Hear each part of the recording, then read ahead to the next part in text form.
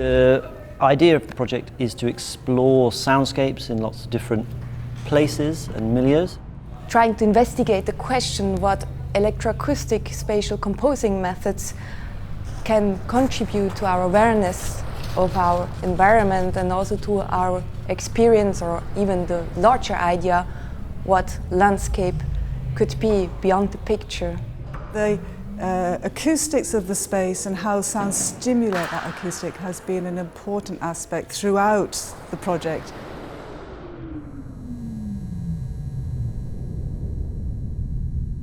My name's Andrew Knight-Hill and I'm an Associate Professor at the University of Greenwich. I'm part of the Reconfiguring the Landscape team. We've been working together for the past 2.5 years on this international research project.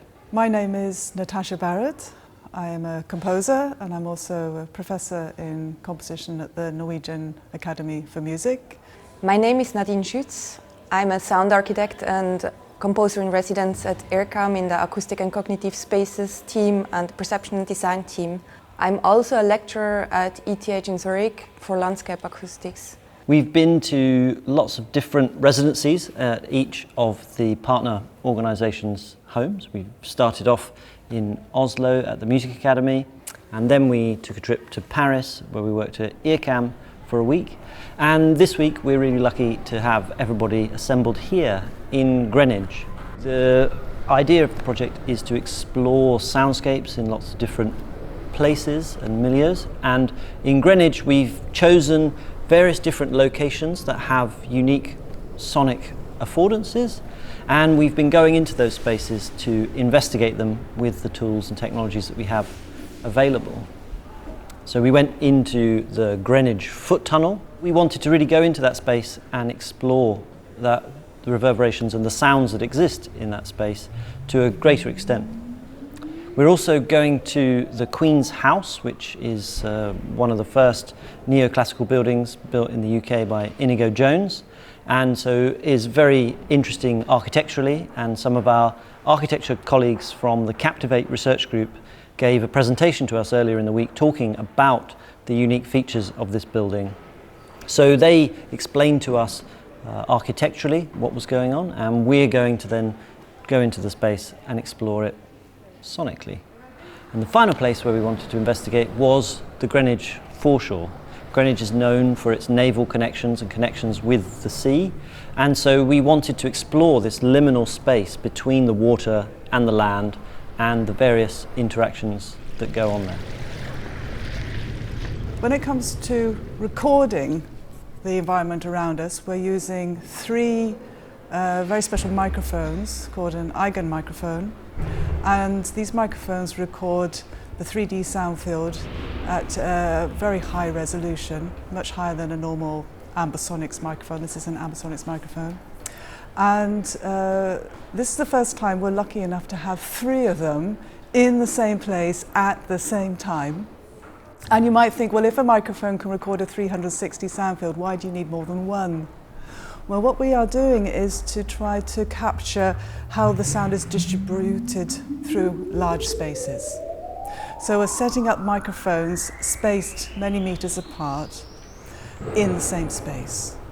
So, for example, in the tunnel that Andrew has talked about, we've distributed the microphones down the tunnel, and we make simultaneous recordings and then synchronize these recordings together, which captures not only the acoustic of the tunnel, but the passage of the sound waves through the tunnel, the passage of the sound sources moving through the tunnel. And today we were at the foreshore, doing the same thing along the shore, hearing how the waves move along the shore, hearing the other sounds that are further away and how they resonate through the landscape. And then later today we will be recording in the Queen's House, and that will be slightly different because we're working with rooms and spaces. But the acoustics of the space and how sound stimulate that acoustic has been an important aspect throughout the project and the workshop in Paris and the first workshop we had in Oslo. The other technology we're using is the isohedric loudspeaker, and we're using this along with other loudspeakers to create impulse responses which actually capture the reverberation. And the isohedric loudspeaker is particularly interesting because it can project sound in all directions, and we can control that directivity, which is an advantage over a single loudspeaker, which again means we can stimulate the acoustic in special ways. The other thing about this loudspeaker is that it can also be used as a concert instrument for playing back materials we have composed and stimulating the reflections in the room, stimulating the acoustics, so you hear the composition folded into the acoustic space and back again. Once we have these recordings, the first thing is, of course, to listen very carefully to the material. And already we find it reveals amazing features, particularly spatial features and spatial movements, which you don't hear from one point in space, because you can't be in 3 points in space when you are outdoors listening or anywhere listening. You are listening from one point in space. But now we've captured a larger area with many microphones, and we're in this room listening back to those 3 microphones over 3 independent loudspeaker arrays. And it's an amazing reproduction. I'm very excited about simply that reproduction capacity.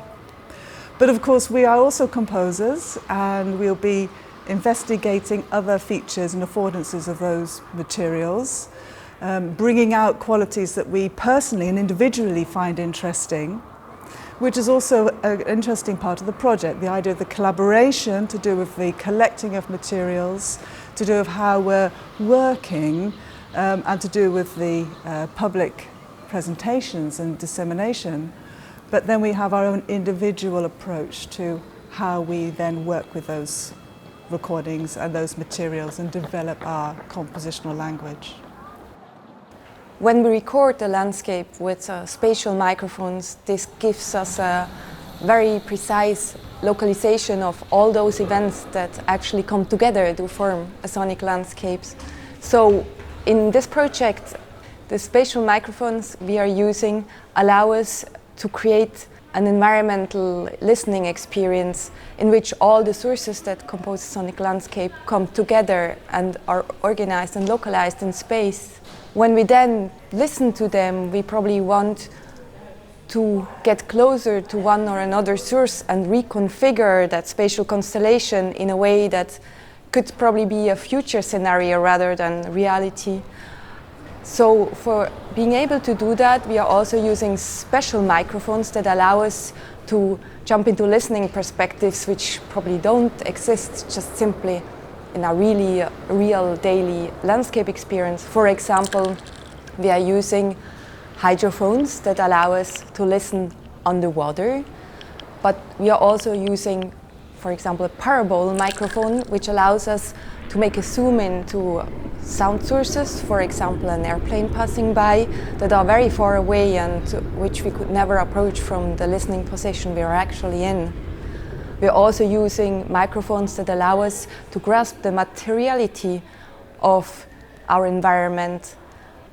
And with all those contents, we are then ready to do something like an acoustic gardening. Imagine a landscape which is already there, waiting for you for a comment, maybe giving some more presence to a tree, or giving your footsteps a more important sound by adding gravel on a pathway. That means when we work with that spatial pictures and include new sounds, we are actually trying to investigate the question what electroacoustic spatial composing methods can contribute to our awareness of our environment and also to our experience, or even the larger idea what landscape could be beyond the picture. This work for us also addresses the question between inside and outside spaces. You can go into a tunnel crossing the Thames River, or you can listen along the shore and you will find yourself in very different acoustic landscapes.